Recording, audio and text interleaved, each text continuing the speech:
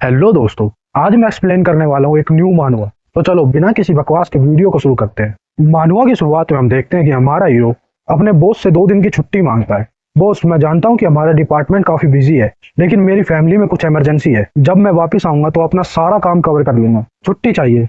लेकिन कुछ समय से हमारी कंपनी के ड्रामा डिपार्टमेंट में काफी कम स्टाफ है। बिना स्पेशल रीजन के कोई छुट्टी नहीं मिल सकती। Like wedding and funerals. Hero का बॉस उसकी बातों पर ध्यान नहीं देता, क्योंकि वो एक लड़की की लाइव स्ट्रीमिंग देख रहा होता है और उस पर गिफ्ट्स भेजता है। बॉस, मेरी मोम की तबीयत सच में खराब है और वो हॉस्पिटल में एडमिट है और उसकी देखभाल के लिए कोई चाहिए। क्या तुम्हारा फादर जिंदा नहीं है? अगर वो फ्री नहीं है तो क्या तुम्हारा कोई रिलेटिव नहीं है जो तुम्हारी मदद कर सके? क्या तुम्हारा जाना जरूरी है? वैसे भी वो बस बीमार है।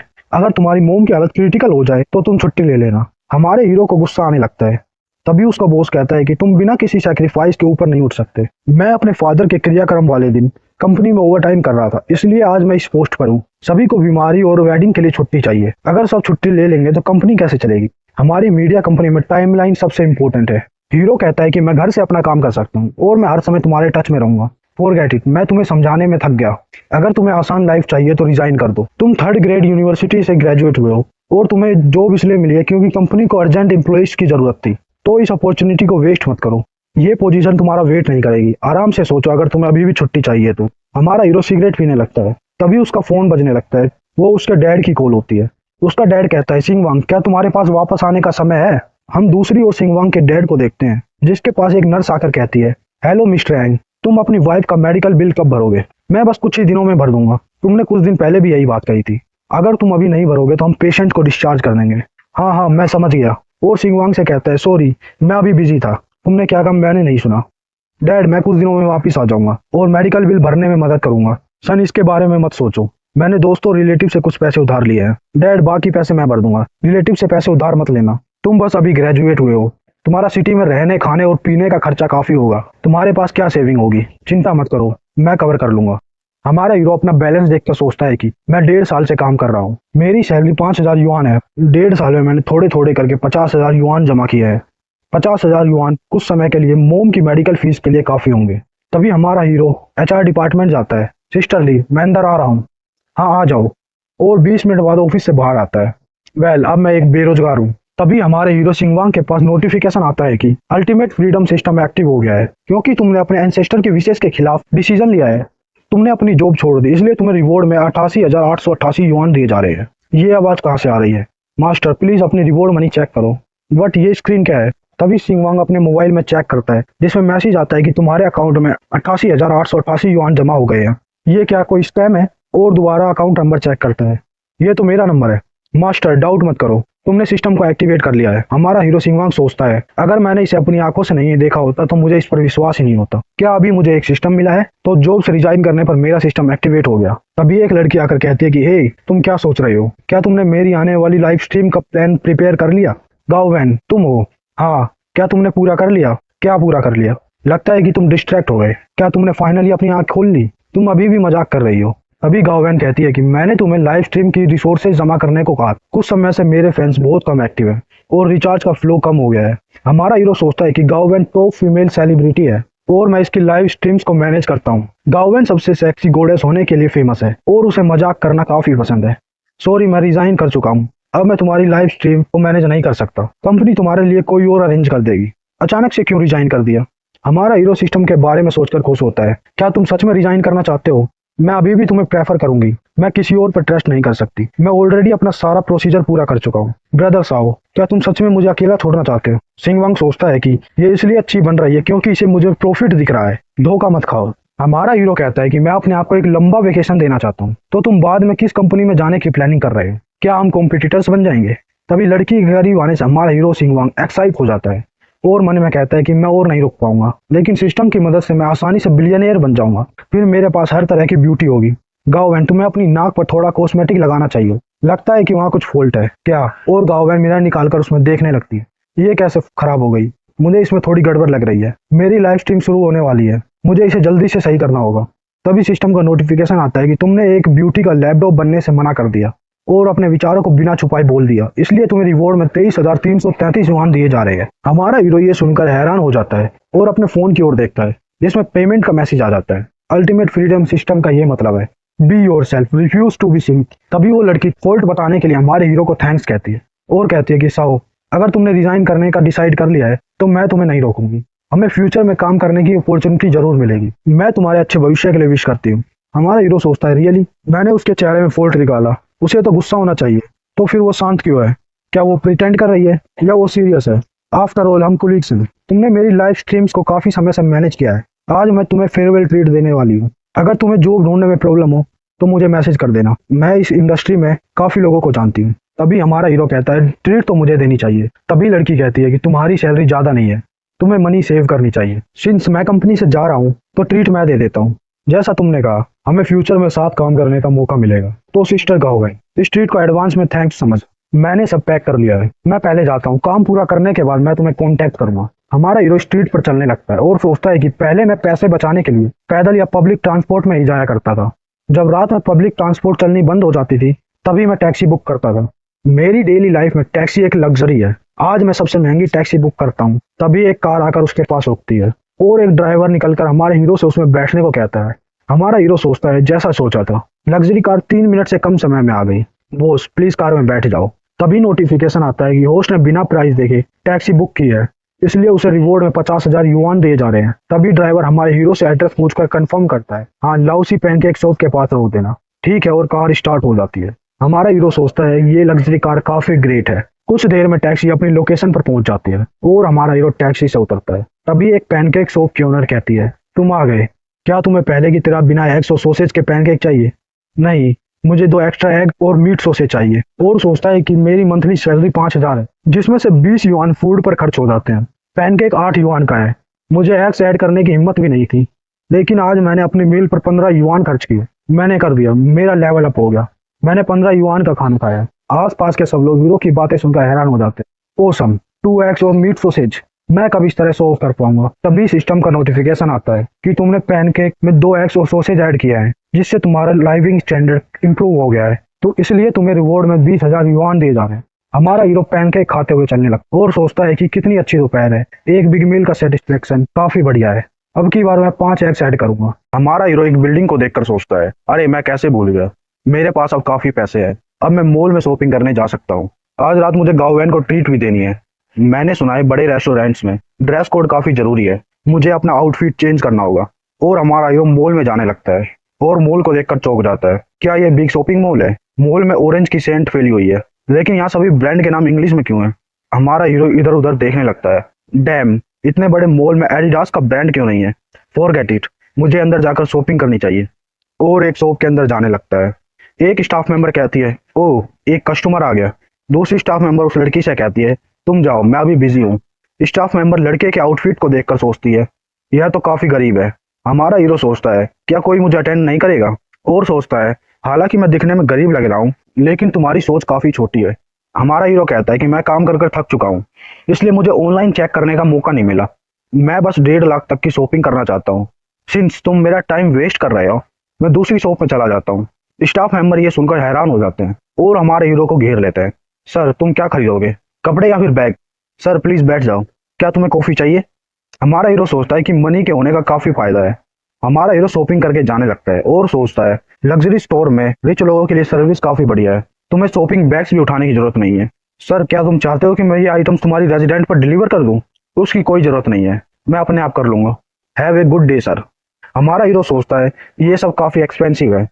तभी नोटिफिकेशन आता है कि होस्ट ने 3 साल की सैलरी एक बार में खत्म कर दी। तुमने पहला ज्यादा मनी स्पेंड करने का अचीवमेंट पूरा कर लिया है, इसलिए रिवॉर्ड में 6,60,000 युआन दिए जा रहे हैं। कुछ देर बाद हम देखते हैं हमारा हीरो एक वेस्टर्न रेस्टोरेंट में जाने लगता है। हम देखते हैं हमारे हीरो ने नए कपड़े पहन लिए हैं। हेलो मिस्टर हैंग, मैं तुम्हें तुम्हारे रिजर्व प्राइवेट रूम में ले जाती हूँ। लगता है कि मैं काफी जल्दी आ गया। वीआईपी रूम एक सेपरेट एरिया है जहाँ तुम रेस्ट कर सकते हो और अपने दोस्तों का वेट कर सकते हो।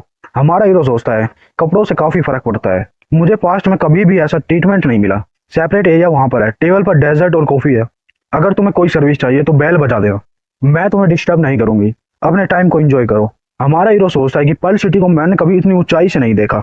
अगर तुम्हारे पास पैसे हैं तो तुम बेस्ट सर्विस एंजॉय कर सकते हो, अगर तुम्हारे पास मनी है तो तुम ऐसी जगह खड़े हो सकते हो जहां कोई तुम तक नहीं पहुंच सकता। अब मेरी सारी फैंटेसी पूरी हो सकती है। सबसे पहले मुझे डैड को पैसे भेजने चाहिए। और हमारा हीरो 1 लाख युआन ट्रांसफर कर देता है। मैं डैड से कह दूंगा कि ये मनी पार्ट टाइम जॉब से मिली है, ताकि उन्हें हैरानी ना हो। दूसरी ओर हम गाँवैन को देखते हैं, जो लाइव स्ट्रीमिंग कर रही होती है और अपने फैन से कहती है, अगर तुम सबको मेरा डांस अच्छा लगा तो गिफ्ट में रॉकेट्स भेजना मत भूलना। तो फैंस सब तुम्हारे गिफ्ट को मिस कर रहे हैं, प्लीज कम ऑन। हमारा हीरो लाइव स्ट्रीम देखकर सोचता है, मैंने गाँवैन को लोकेशन और रेस्टोरेंट का नाम भेज दिया है। उसने रिप्लाई नहीं किया क्योंकि वो लाइव स्ट्रीम कर रही है। तो फैंस रॉकेट के लिए थैंक यू। तो आज मैं लाइव स्ट्रीम को यहीं खत्म करती हूँ। सी यू ऑल टुमारो। और गाँवैन थक कर चेयर पर बैठ जाती है। तभी उसकी फ्रेंड्स आकर कहती है, गाँवैन आज रात हम क्या खाएंगे। गाँवैन कहती है, आज रात को मेरा अलग प्लान है। क्या चल रहा है, टेल मी, कौन है वो शुगर डैडी। नॉनसेंस मत करो, तुम उसे जानती हो, वो सिंगवांग है। तभी उसकी एक फ्रेंड कहती है, उसने जॉब छोड़ दी फिर भी तुमसे नहीं भूली, लगता है यहाँ कुछ चल रहा है। गाँवैन कहती है, बातें मत बनाओ, जब वो मेरा ऑपरेटिंग मैनेजर था उसने मेरी काफी मदद की है। उसने रिजाइन कर दिया इसलिए वो मुझे ट्रीट दे रहा है। मैं भी जाना चाहती हूँ। ठीक है, हम बस कुछ भी ऑर्डिनरी खा लेंगे। सिंस वो ट्रीट दे रहा है, अगर वो ज्यादा एक्सपेंसिव हुआ तो हम उसकी मदद कर देंगे। मुझे इसमें कोई प्रॉब्लम नहीं है, मैं काफी थक चुकी हूँ, यह तो मेरे लिए रिवॉर्ड है। शिन्यू तुम्हें भी आना चाहिए। ठीक है ठीक है। और मन में सोचती है, सिंगवांग काफी गरीब है, जो बिना एक्स के खाना खाता है, तो वो कोई एक्सपेंसिव रेस्टोरेंट कैसे अफोर्ड कर सकता है। मैं अपना मेकअप रिमूव कर लेती हूँ, मैं तुम्हें पार्किंग लॉट में मिलूंगी। हम कुछ देर बाद पार्किंग लॉट को देखते हैं, जहाँ गाँवैन और उसकी फ्रेंड्स आ जाती हैं। तभी गाँवैन कहती है, चलो हम मेरी कार में चलते हैं। तभी उसकी फ्रेंड कहती है, पता नहीं मैं कब सिस्टर गाँवैन की तरह कार खरीद पाऊंगी। गाँवैन कहती है, तुम डांस स्ट्रीमर बनने का ट्राई क्यों नहीं करती। नहीं नहीं, वो ज्यादा थकान का काम है, मेरे पास तुम्हारे जैसा स्टेमिना नहीं है जो सुबह शाम डांस कर सकूं। मैं तो किसी सॉफ्ट हार्टेड टॉप फैन का इंतजार कर रही हूँ, जो मुझसे हुकअप कर सके। जाओ किंग किंग, सपने मत देखो। क्या लोग अब सपने भी नहीं देख सकते। ठीक है, सपने चालू रखो। बाय द वे, हम कहाँ जा रहे हैं। रुको मुझे देखने दो। क्या, ये तो। अभी लाल बालों वाली लड़की सोचती है, मत बोलो कि वो काफी चीप है जिससे तुम चौंक गई। गाँवैन कहती है, ये तो लिंगवई रेस्टोरेंट है, जो कि किंगथियान बिल्डिंग में है। ये एक 3 स्टार रेस्टोरेंट है। वहाँ पर एक आदमी की कॉस्ट लगभग 3000 युआन है, और वहाँ पर रिजर्वेशन मिलना भी काफी मुश्किल है। क्या तुम श्योर हो, उसमें कोई मिस्टेक नहीं है। क्या सिंगवांग रिच बन गया है इसलिए उसने कंपनी छोड़ दी। तभी लाल बालों वाली लड़की कहती है, वो रेस्टोरेंट शायद किंगथियान बिल्डिंग के पास होगा। कुछ लोग जानबूझकर ऐसी लोकेशन पर चेक इन करते हैं ताकि शो ऑफ कर सके। अभी गाँवैन कहती है, लोगों को इतनी जल्दी जज मत करो, सिंगवांग इस तरह का पर्सन नहीं है। हाँ हाँ, तुम सही कह रही हो, चलो हम चलते हैं, वहां जाने के बाद देखेंगे। और कार में बैठकर जाने लगते हैं। तुम्हारी ओडी काफी बढ़िया है, लाल बालों वाली लड़की कहती है। देखो अपने आप को, तुम्हारी लाइव स्ट्रीम में काफी अमीर लोग हैं, हालांकि तुम ब्यूटी ब्लॉगर हो। क्या तुम अपने फ्रेंड से कुछ रिसोर्स लेने का ट्राई नहीं कर सकती। तुम्हें बस इस तरह अपने कॉलर को नीचे करके अपनी आवाज चेंज करनी है। इससे कोई फर्क नहीं पड़ता कि तुम ब्यूटी या फिर डांस ब्लॉगर हो। अपने स्टैंडर्ड को थोड़ा नीचे कर दो, बिग शॉट अपने आप रॉकेट्स भेज देंगे। रुको, मेरी लाइव स्ट्रीम में सारी ऑडियंस फीमेल्स है। गाँवैन, चुप रहने से तुम्हारा क्या मतलब है। क्या तुम मुझे कुछ नहीं समझती। गाँवैन कहती है, मैं तो बस सोच रही थी, किसी भी लड़के के साथ में होना, वो भी सिर्फ एक्साइटमेंट में। अगर तुम्हारे पास फाइनेंशियल पावर नहीं है तो तुम्हें हर चीज के लिए उस पर निर्भर रहना होगा, और जैसे उसने तुम्हें हासिल किया उसी तरह वो किसी और लड़की को भी हासिल कर सकता है। अगर लड़कों के पास पैसे नहीं तो वो लड़कियों से घिरे रहते हैं। मैं इस तरह की लड़की नहीं बनना चाहती। तभी लाल बालों वाली लड़की कहती है, क्या तुम्हारे विचार ऐसे नहीं है। और मन में सोचती है, अपनी एक्टिंग बंद करो, लाइव स्ट्रीम में तुम्हारा डांस सबसे प्रोवोकेटिव है। तभी गाँवैन कहती है, मैं बस आत्मनिर्भर बनना चाहती हूँ, मैं जितना हो सके उतने पैसे कमाना चाहती हूँ। लड़के तुम्हें धोखा दे सकते हैं लेकिन पैसे नहीं। तभी वो कार पार्किंग करने लगती है।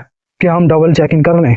तुम्हारी सैलरी काफी ज्यादा है, लेकिन ऐसी जगह पर ट्वीट देना तुम्हारे लिए भी आसान नहीं होगा। क्या होगा अगर सिंगवांग ने गलत एड्रेस भेजा होगा। हाँ गाँवैन, तुम्हें कंफर्म करना चाहिए। ओके, मैं उसे कॉल करती हूँ।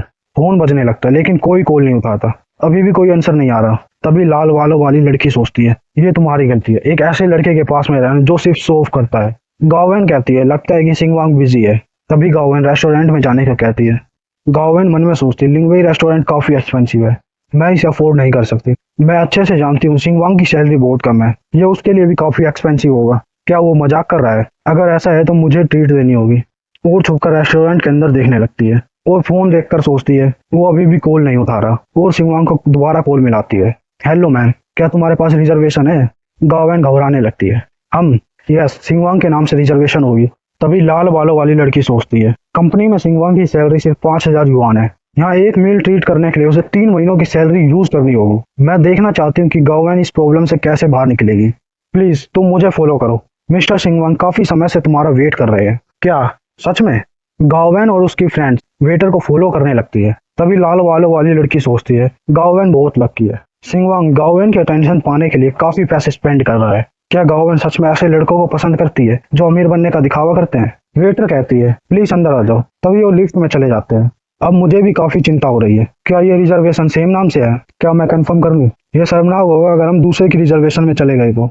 ये एलिवेटर वीआईपी कस्टमर के लिए है जो टॉप फ्लोर के लिए अवेलेबल है। यहाँ एक आदमी की कॉस्ट लगभग 10,000 युआन है। 10,000 युआन। लाल बालों वाली लड़की सोचती है ये पक्का सेम नाम से होगा। सिंगवांग तो बहुत गरीब है, वो इस रेस्टोरेंट को अफोर्ड नहीं कर सकता। अगर वो सच में सिंगवांग होगा, मैं देखती हूँ हम तीनों का खर्चा वो कैसे मैनेज करेगा। और कुछ देर में वो 14th फ्लोर पर पहुंच जाते हैं। प्लीज वहां पर बैठ जाओ। गाओवेन सोचती है सिंगवांग यहाँ पर नहीं है। सिंस हम यहाँ आ गए हैं, मैं कुछ फोटो खींच लेती हूँ। क्या तुम फोटो नहीं खींचोगी? इन्होंने लॉबी में फोटो खींचने से मना करा है, प्राइवेट रूम्स में नहीं, चाहे हम यहाँ खाना खाए या फिर नहीं। अगर मैंने कुछ फोटो खींच ली तो ये मेरे लिए अच्छा ही है। और मन में सोचती है मैं इन्हें सोशल मीडिया पर पोस्ट कर दूंगी, तुम फोटो अपने आप खींच लो। हमें यहाँ बुलाकर सिंगवांग कहाँ चला गया? मैंने कभी भी इतने एक्सपेंसिव रेस्टोरेंट में खाना नहीं खाया। कौन जानता है कि मुझे ऐसी जगह पर दोबारा आने का चांस मिलेगा। गाओवेन, क्या सिंगवांग ने रिप्लाई किया? बेवकूफ मत बनो, मुझे लगता है कि ये एक मिसअंडरस्टैंडिंग है। मिस्टर सिंगवांग, क्या आप जाग गए? आपके फ्रेंड्स यहाँ आ गए हैं। गाओवेन कहती है लगता है हम सच में गलत जगह आ गए। सिंगवांग सिर्फ एक ऑफिस वर्कर है, वो इसे अफोर्ड नहीं कर सकता। मैं जानती थी। तभी सिंगवांग आकर कहता है सॉरी, मैं सो गया था। 4 से 5 मिस कॉल के बाद मेरी नींद खुली। वेटर, अब तुम सर्विंग स्टार्ट कर सकती हो। ठीक है। गाओवेन सिंगवांग को देखकर चौंक जाती है। क्या ये सिंगवांग है? उसके सारे कपड़े ब्रांडेड है। उसकी जैकेट देखो, उसकी कॉस्ट लगभग 40,000 युआन है। लाल बालों वाली लड़की सोचती है ये तो एलवी का न्यू प्रोडक्ट है। क्या सिंगवांग रिच सेकंड जनरेशन है? गाओवेन कितनी लकी है, चुपचाप उसने रिच सेकंड जनरेशन से हुकअप कर लिया और हमारे सामने प्रेजेंट कर रही है। ओह, तुम भी यहाँ हो, तुम पक्का जाओ किंग किंग होगी। और तुम? मेरा नाम क्यू सीनियो है। मुझे माफ कर दो, मेरी नींद अभी खुली है, मैं थोड़ा कंफ्यूज हूँ। बिना ब्यूटी फिल्टर के तुम डिफरेंट लग रही हो। इट्स ओके, आज मैंने कम मेकअप लगाया है। गाओवेन कहते हैं मेरा काम अभी खत्म हुआ और मेरी कुलीग्स मेरे साथ आना चाहती थी। लेडीज एंड जेंटलमैन, प्लीज अपनी मील एंजॉय करो। और वेटर खाना टेबल पर रख देते हैं। गाओवेन सोचती है हम यहाँ का बिल शेयर करना भी अफोर्ड नहीं कर सकते। वाह, हमारे साथ रिच सेकंड जनरेशन है। तुम्हें क्या लगता है उसने इसलिए जॉब छोड़ दी ताकि वो वापस जाकर फैमिली बिजनेस संभाल सके? मैं भी इस बारे में कुछ नहीं जानती। हमारा हीरो सोचता है ये सब खाना बस दिखने में अच्छा है। तभी जाओकिंग कहती है कि मैं पहले कुछ फोटो खींच लूं। तुम्हें इसमें कोई एतराज तो नहीं है? बिल्कुल नहीं, आराम से खींचो। और जाओकिंग फोटो खींचने लगती है। तभी किंग शिन्यू गाओवेन से पूछती है यहाँ क्या चल रहा है? क्या तुम हमें जानबूझकर अंधेरे में रख रही हो? गाओवेन कहती है मैं भी इस बारे में कुछ नहीं जानती, हम एक्चुअली इतने क्लोज नहीं है। सिंगवांग ने लाइव स्ट्रीम में मेरी काफी मदद की है, इसलिए मैं उसके लिए ग्रेटफुल हूँ। गाओवेन सोचती है शायद सिंगवांग रिच सेकंड जनरेशन है जिसे लो प्रोफाइल में रहना काफी पसंद है।